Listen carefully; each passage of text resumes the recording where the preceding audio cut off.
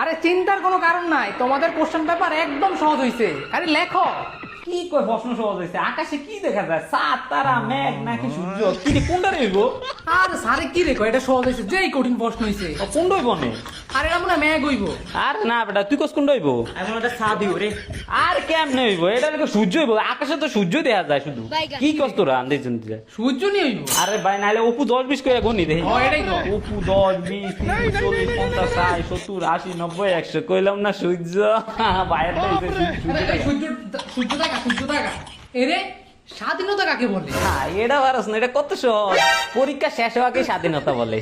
এরে তোর মাথা তো অনেক বুদ্ধি রে। লেখ। ভূগোল কাকে বলে এটা তো ভাবতাছি না রে। আরে বেটা, এটা তো অনেক বড়, এলিকে আমি ভয়েস দিয়ে দিছি। দেখ।